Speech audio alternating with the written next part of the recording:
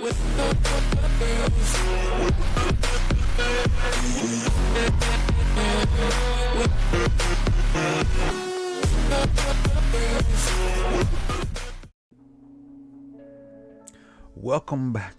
back to another episode of Sip the Tyler Films, and today we're going to take a look at our number 23 team. But before we get into number 23, let's recap 24 real quick.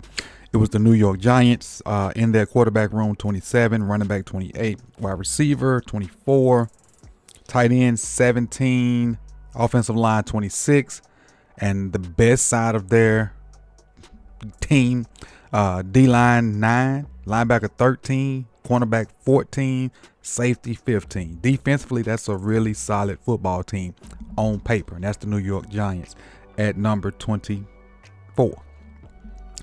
At number 23, I would say this is one of my second favoriteest team. I made that up. Word to team to root for. Love this place.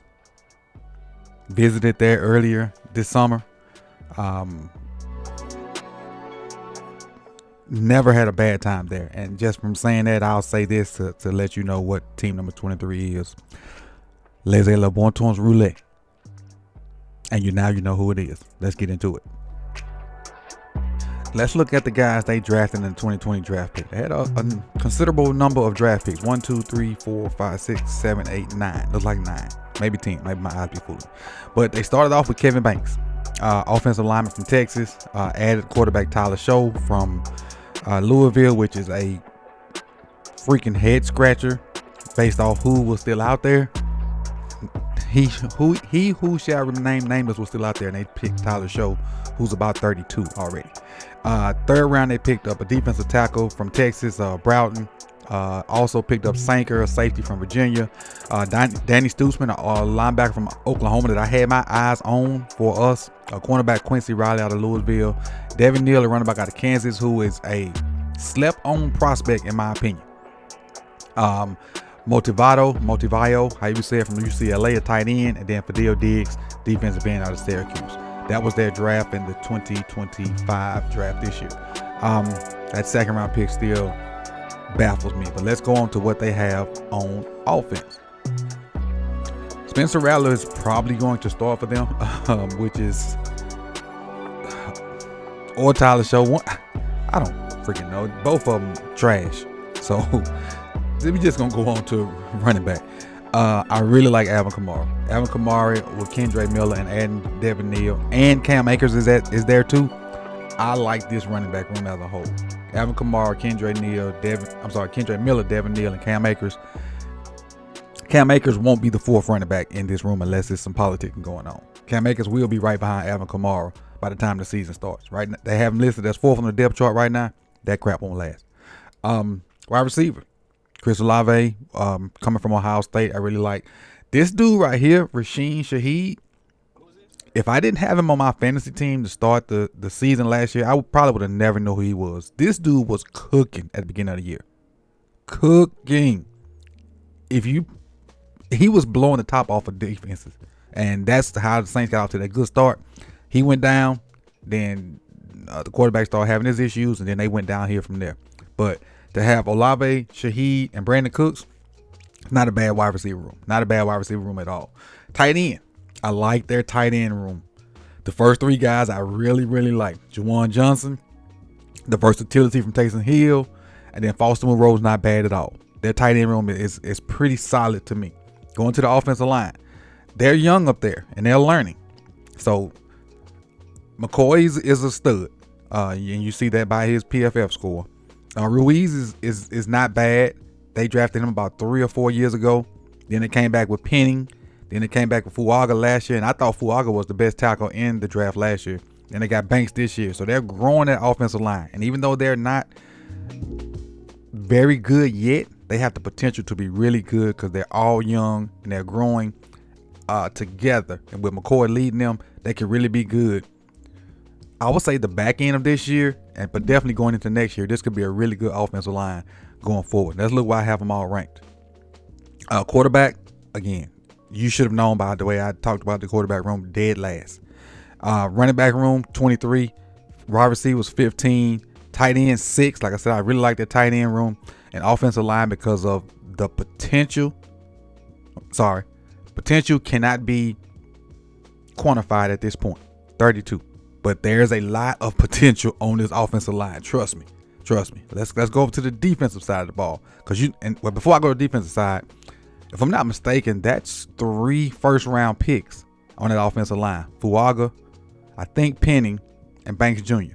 I don't know where McCoy and let me see if I can see where McCoy and Ruiz was drafted real quick. McCoy was a 2nd-round pick, and Cesar Ruiz was a 1st-round pick. So that's 4. Let me make sure Penning was a 1st-round pick as well. Let me make sure. Yeah, they got 4 first-round picks on the offensive line. So the potential to be good is there. But let's go to the defensive side. On the defensive side, Cam Jordan, Brian Breesy, Devon Gacho, Kalen Sanders, athletic. I think Jordan is close to the cliff, y'all. I think Cam Jordan is close to that cliff. So, with their leader falling off, Breesy, who is young, gonna have to step up. Kalen Sanders gonna have to step up. Gaucho gonna have to step up. Granderson on that edge will help. See who else is that? Who is that?